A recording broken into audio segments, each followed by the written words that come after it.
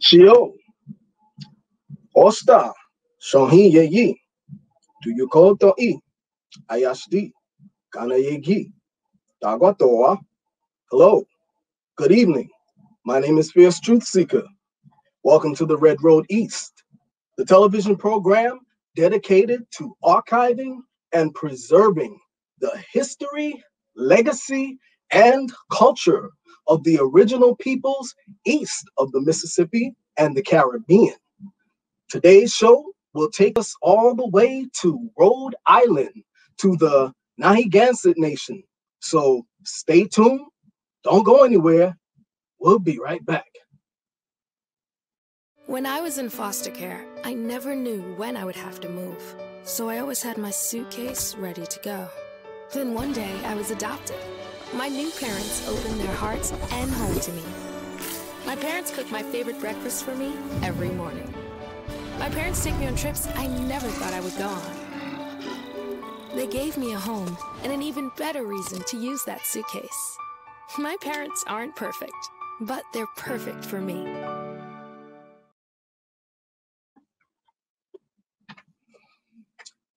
Okay, so we're back, and now we are joined with our guest, Chief Raymond Two Hawks Watson. Chill, brother. Aquani. Agony, brother. How are you? Great, great. So, for those of TV land who don't know who you are, introduce yourself.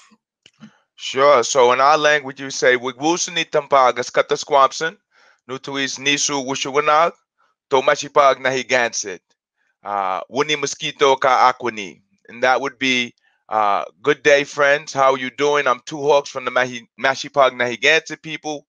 Good medicine and peace be unto you. For those who may not know, the Nahigansit, more contemporarily referred to as the Narragansett, the original inhabitants of the lands that you now call Rhode Island, here acknowledged as early as 1524 by Giovanni Verrazzano, who came up into this area and wrote about our people. We were heavily prevalent during the first establishment of the colony of Rhode Island.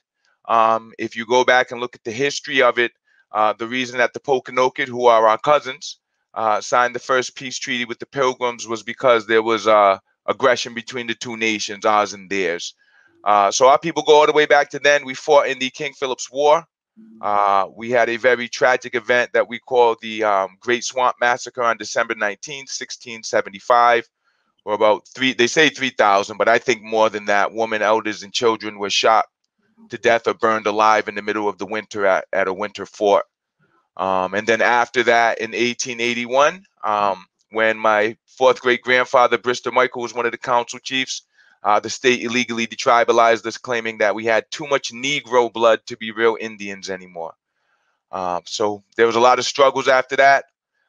In the late 1970s, early 1980s, my great-great-grandfather, George Red Fox Watson, led the Narragansett Indian tribe, which is in the South County region of the state of Rhode Island, to federal recognition. But my particular family lines have always lived up here in the Providence area since we moved off the reservation in the late 1800s. So that's a brief kind of connection on who I am. Yeah. Now, you made a distinction earlier. That distinction was the Mashapag Nahiganset. Yes. So when you go back historically, there were 9 principal villages of the Nahiganset chiefdom, and then several smaller ones. We were all over the place in Rhode Island and in this area. So Mashapag was one of those principal villages. It's up in the areas now known as Providence and Cranston, and that's where I've been my entire life. My one of my great uncles, Chief Sunset Wayawi, he was up in this area. This is where my family, like I said, moved after we came off of the reservation. And he was very well respected and very well acknowledged as one of the last full-blood chiefs up in this area. So we associate by the areas that we're around. When you look at the terminology, what the titles of the different nations up here mean, it's always associated with their land area. So Narragansett means people of the small point. Nipmuc means people of the fresh water. Massachusetts means people of the Blue Hills. It's all about the areas where you're at because we're all extended family. So when we say Mashipog, Narragansett, we're letting you know that we're from Mashipog, where the big pond is. Narragansett, letting you know what the particular bloodlines are. And that generally lets you know what chiefdom or what particular nation that we would be a part of and associated with. And your title is Chief or Sachem, right? Chippanunk Sachem, which means tribal chief in our particular language. Our structure, we have 3 chiefs. I'm the Chippanunk or the principal. Then we have a Sagamore of the tribe, and then we have a Mukwump, who is our war chief. And then we have a council from all of the families that appointed me to be in this position. So, okay, great. Now, one thing I like about you, brother, because I've seen you on YouTube, and one thing I like about you is that you talk about preserving the East Coast traditions, which the theme of my particular show is East Coast and the Caribbean, which is highly neglected in the history books. You know, and I've been talking about that for years. Anybody who knows me, you know that I've been talking about that for years. So I can appreciate that about you, brother. Why is that important to you? Well, because in a lot of ways, we started a lot of this. I'll give an example of my people. The term powwow that everyone loves to go to and have a great time at and all that, that originated with my people. We have the oldest powwow on record. I believe our 376, where they either just celebrated or are getting ready to celebrate. And it originates from the term for our medicine man, our powwow, because when the warriors were going out to battle, he would bless the circle where they would dance. And traditionally, there's a fire in the middle of it because you will place your tobacco in there to send your prayers up to Creator, asking for blessings as you go out into war. And then when you come back, because everyone's excited, the warriors are back. You didn't die. You didn't get captured. You know, it's another powwow. And once again, the blessings are going up this time. So it's a ceremony for us. But you see it all around now, and it actually, in a lot of ways, excludes Eastern Indians from it. Like, that's not our thing. Exactly. So my conversation with Eastern Indians all the time, before we even get to how any other nations are treating us, is what's our problem? Why don't we know our history? Why aren't we dressing in our regalia? Why aren't we speaking our language? Why are we wearing war bonnets? Why are we doing all of that if that has nothing to do with us? Why are we getting online and arguing about color? I don't care about color. Do you know who my bloodlines are, who my family is? If you look at my family, we range in all different colors. But they're still Narragansetts. They're still from Mashipog. So all of that craziness, to me, I think Eastern Indians get caught up in it too much. And I think they don't spend enough time focusing on who they are. And I think a lot of it also, it's a double-edged sword, right? Because for a lot of us, you're misclassified, you're removed from your culture. So you're in a space where, I don't know anything. And I respect that, and I fully support that. The issue I have is when you're not taking steps to know anything, you're just complaining that you don't know anything. I don't have time for that. I don't have time for that. Your culture is your responsibility. If they took it from you, it's your responsibility to get it back. You shouldn't be waiting for anyone to hand it to you. And then secondly, when you're given instruction in your culture, we have a saying, in a good way. You should receive it in a good way. Because a lot of times Eastern Indians who have been misclassified, when you try to re-instruct them on things, they take offense to it, like you're talking down to them. So they stay stuck in this pattern where they make themselves a target by other nations who want to point out the fact that you don't know your culture, you don't know your language, you don't look like, when you know all of that, then you can point out specifically none of that's correct. You're just racist. And now I'll deal with you on that level. But if you don't know your language, if you don't know anything about your culture, they've got a valid point, whether you like their tone or not. So, take it upon yourself. It's your responsibility. Get to know your culture and take it in steps. Move at your own pace. You're not racing against anyone, but be progressive and learn about who you are and be proud of who you are. And that'll alleviate a lot of the nonsense that goes on. Yeah, exactly. Exactly. Now, I want to show the image of all of the Narragansetts sitting on that step. Now, this picture here, for those in TV land, from what I understand, brother, you are descended from these people. Yeah, that's my uncle right there with the white headdress. That's the one I grew up in the same neighborhood he lived in. So that's what I'm saying. When my family moved off of the reservation, we moved up to where I grew up at. And this is up in Providence. This is the Algonquin Indian Council. So these are all of the Indians that were around in the Providence area at that time. A book just came out called Native Providence, Bittersweet. It talks about the fact that at one point Providence was the third largest Indian community in the nation. I think in the early 1900s or something like that. And then the issue is that they talk about all the families in there, which are my families, but they didn't come talk to any of us. They talked to other Indians about us. So why there's is problems that, all brother? around. Because it's the whole federal recognition thing, and that whole misunderstanding that somehow means you're an Indian. Federal recognition means that you're eligible for federal supports and services and funding. But there's a whole path that comes along with that, which I think we'll touch base on in a minute when we look at the documents. Either way, federal recognition has nothing to do with being an Indian. It's all about who your bloodlines are. And don't let anyone tell you that, or don't feel bad because you're not. Yeah, it's just ignorance. Yeah. You know, a lot of people get too caught up in that. You know, they think it's chic, you know, to say the people who took my land from me said I'm a real Indian. Like, just think of the logic of it. The people who took my land from me are saying that I'm a real Indian, and they said you're not, so I'm better than you. That's really what it's like. Immature, it's ignorant, you know. Especially when you talk to a lot of people who all they can do is tie to a role. They don't have any history beyond that. They can't talk about any wars that their people fought in. They can't, you know, they're not a part of that. They're just tied to a role.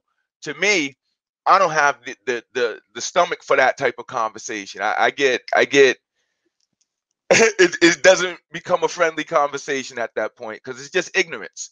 And I don't have time for ignorance. There's a lot of ignorance about the nations here on the East Coast from those out west. You know, why do you think that is? They were colonization. They were fed a lie. We all died. So we have to keep that in mind with anyone that we're dealing with. You should expect that they don't know anything about you, which is why it's your responsibility to be the one to inform them. It's your responsibility to be the representative of your culture at all times because no one knows about it. So if people don't know, take it upon yourself. That's your fault. You should be informing them if you're an Eastern Indian. Exactly. Now, for those who don't know, Chief Two Hawks, or should I say Sachem Two Hawks, is a bad musician, man. He's a drummer. You know, I've heard you throw down, bro. Do a little drumming with the Eastern Medicine Singers. Well, name of the group, I'm sorry, say that again. Eastern Medicine Singers. Okay. And so Chief, or should I say Sachem Two Hawks, is gonna bless us with the performance. Okay. So y'all in TV land, I don't want y'all to go anywhere. Okay. We're gonna take a brief break, and then we'll be right back with a performance by Sachem Two Hawks. Stay tuned. My mother was always very familiar with her neighborhood, but one day she stopped at the stop sign for much longer than usual, and she didn't know whether she should go forward or turn, and she wasn't even really sure where she was at. It was very unsettling for her. I felt so much better after my son told me, "Mom, I don't want you to worry or be afraid. I'll be there for you and we'll figure it out."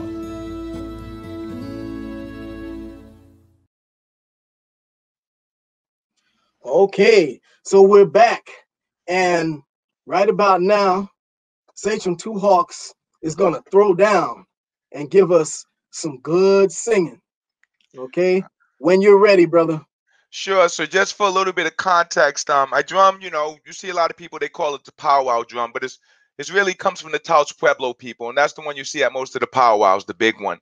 But up here in the Northeast, we really use sticks and water drums and things of that nature. So I thought what I'd do today is something a little bit more traditional with some sticks.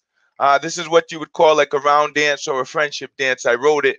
It's called Wuni Mosquito, and that means good medicine, and that's like a blessing in our language. So It's basically saying, you know, a blessing to everyone, hoping that everyone's going in a good way as they hear this song. So I'll sing it.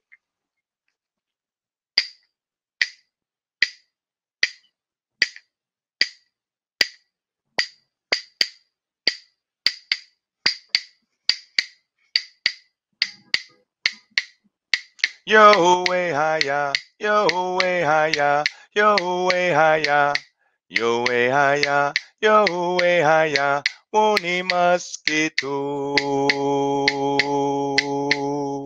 Yo way higher, yo way higher, yo way higher, yo way higher, yo way higher, Woni mosquito. Yo way higher, hey yo, Woni mosquito, Woni mosquito. Yo way higher, hey yo, Woni mosquito, Woni mosquito. Yo way higher, yo way higher, yo way higher, yo way higher, yo way higher, Woni mosquito.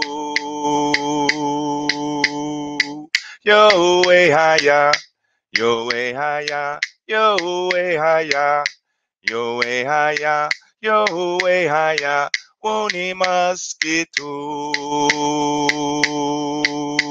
Yo way higher, hey yo, Woni mosquito,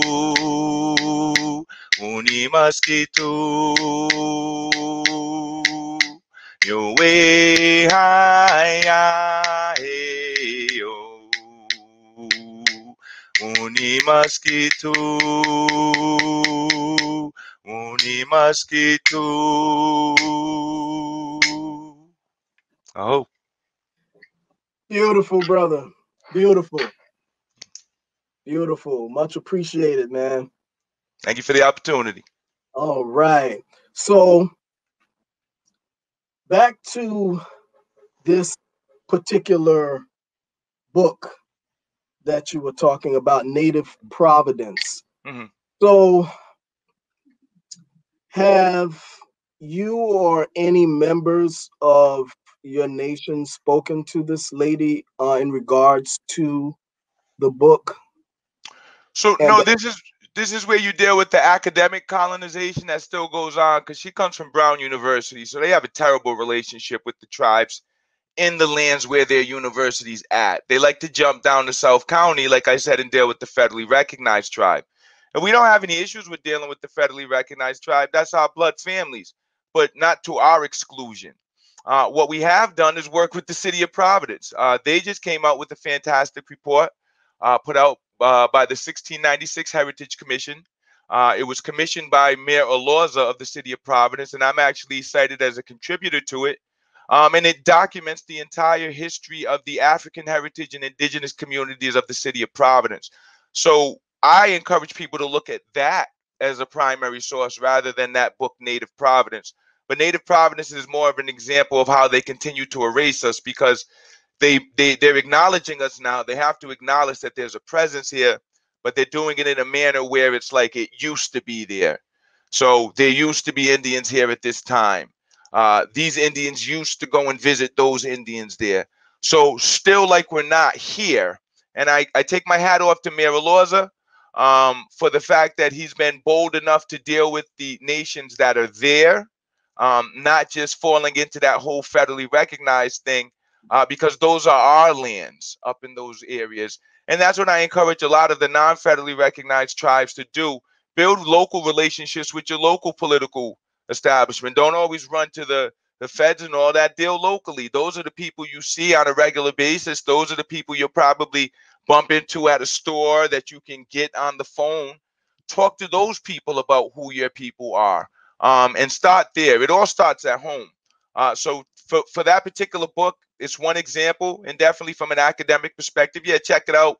But I say the City of Providence's Truth-Telling Report is the primary source if you want to know what took place here in this region. Now, the people in that picture, that picture that circulates all over the internet, can you show the images for me, people in the studio? Sure. Thank you. Now, you And I got mentioned. this one too. Oh, okay. Can you Hold on, put it a bit closer? yeah, hold on. It's getting some glare and reflection. It's not gonna. I'll send you a picture of it, but this is Okay, some I of can the see it family now. up here. Yeah. Yeah, this is some of that same family. So, but please Okay. continue. Now you can show that picture again. Yeah. Okay. Great. So now you mentioned something earlier about because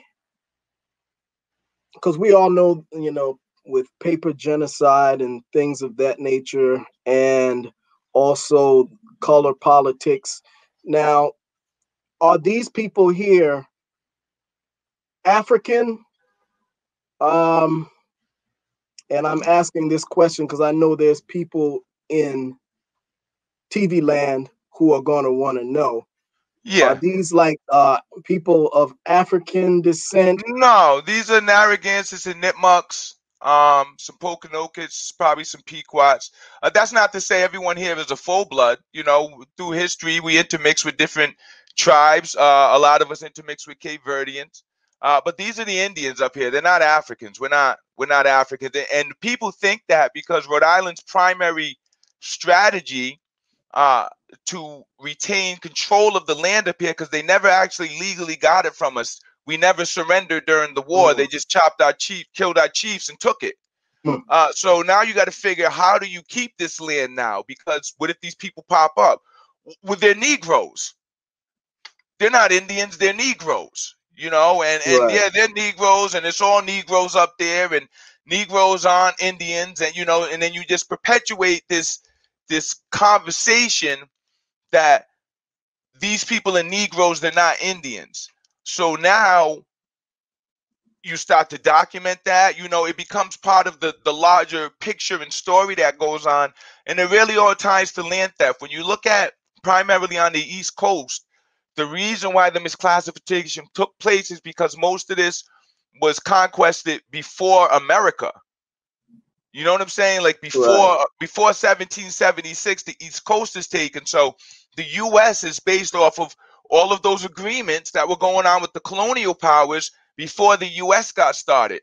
And those agreements are nation-to-nation agreements. But the U.S. don't want to deal with you nation to nation, having to respect your land rights. So you're all Negroes.